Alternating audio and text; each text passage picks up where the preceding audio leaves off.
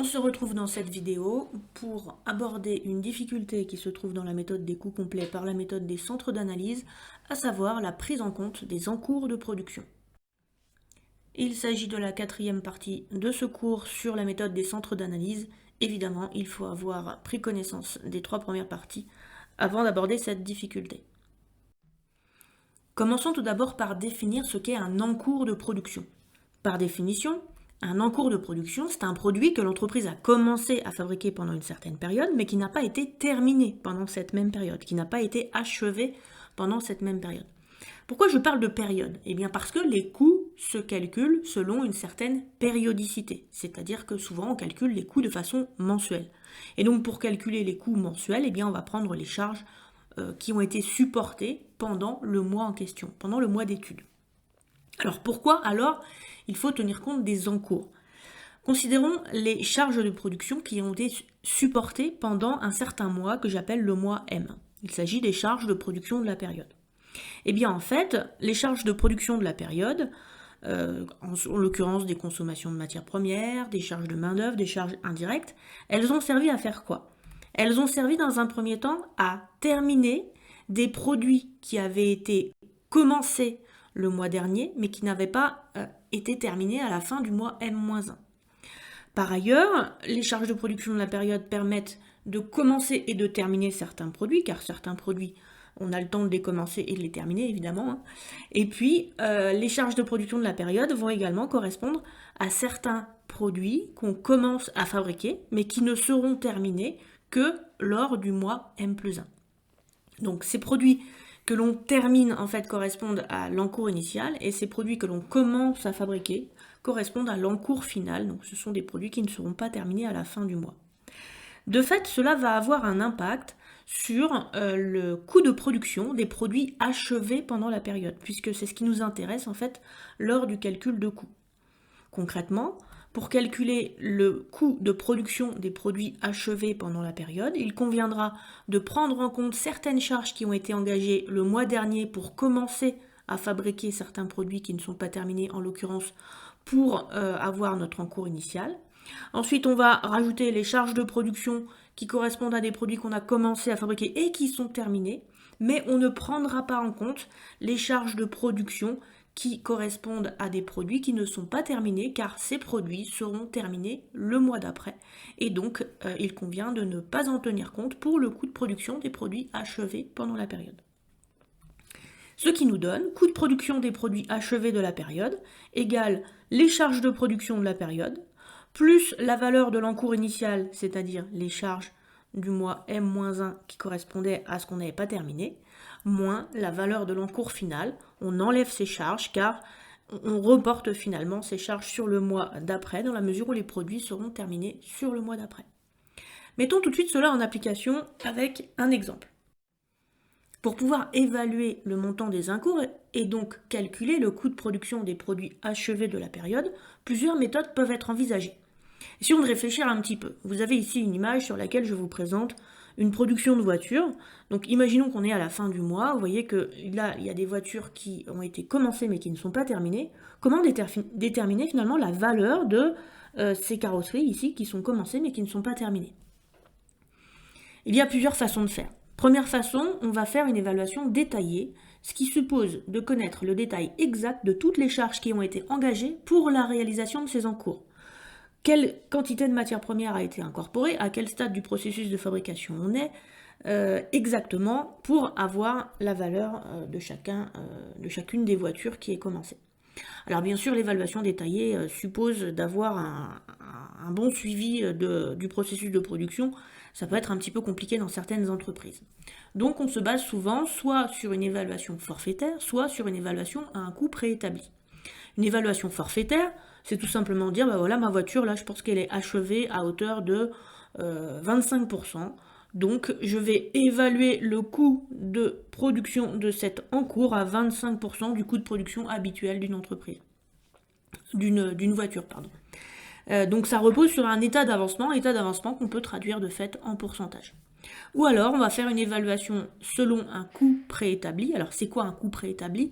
Eh bien, c'est un coût de référence, un coût prévisionnel. On pense que cette voiture va nécessiter tant d'euros de matières premières, tant d'euros de charges de main-d'œuvre, tant d'euros de charges indirectes. Eh bien, on va regarder quelle quantité de matières premières a été incorporée.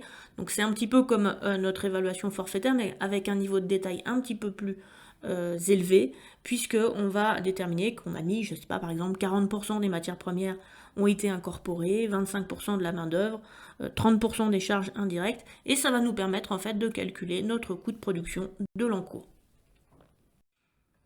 Mettons cela en application à partir d'un exemple. La société Vareuse est spécialisée dans la production de vêtements marins. Elle calcule le coût de production d'une veste de modèle Polder pour le mois de mars de l'année N.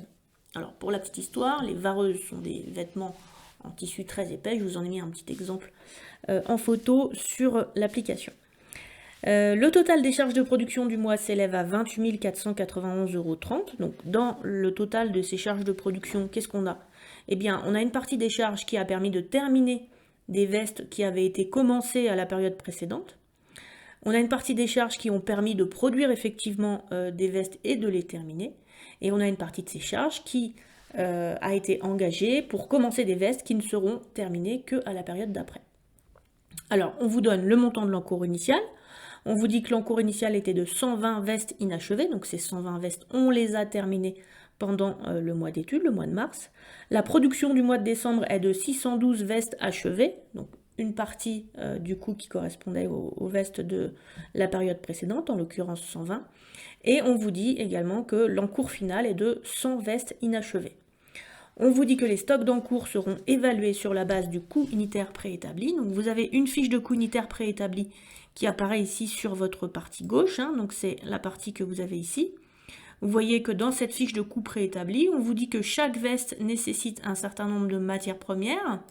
Donc en l'occurrence ici, pour une veste produite, il y a 24,60 € de matières premières, 16,50 € de main d'œuvre. Et puis ici, vous avez le montant des charges indirectes de l'atelier 1 et de l'atelier 2 qui sont déjà données en euros. On vous dit qu'en ce qui concerne l'encours initial, eh bien 100% des matières premières ont été incorporées au niveau de l'encours initial, 70% de la main-d'œuvre, 70% des charges de l'atelier 1 ont déjà été consommées. Par contre, manifestement, les vestes ne sont pas encore passées dans l'atelier 2. Pareil au niveau de l'encours final, 50% des matières premières ont déjà été incorporées, 30% de la main-d'œuvre et 30% des charges indirectes de l'atelier 1. Voilà pour les données de ce contexte, ce qui va nous permettre de calculer, vous l'avez compris, le coût de production des vestes achevées pendant la période. On va donc être amené à remplir le tableau suivant. Donc je vous ai remis les éléments qui concernent l'évaluation des stocks d'encours pour que vous les ayez sous les yeux. Et donc l'idée, c'est de valoriser dans un premier temps l'encours initial. Alors c'est assez simple, on vous dit que 100% des matières premières ont déjà été incorporées, donc vous allez faire 100% multiplié par 24,60. On vous dit que 70% des frais de main d'œuvre ont été incorporés, donc 70% fois 16,50 et 70% multiplié par 1,20 €. Par contre, 0% pour l'atelier 2, donc ça fera 0 €. Mais ça, c'est pour une veste. Or, dans l'encours initial, il n'y avait pas qu'une seule veste, il y en avait 120. Donc vous allez prendre le montant que vous allez trouver et multiplier tout ça par 120. Donc pour la première partie du calcul, ça vous donne 24,60 fois 100% plus 16,50 fois 70% plus 1,20 fois 70 plus 2,40 fois 0%. J'ai quand même mis fois 0% même si ça fait 0.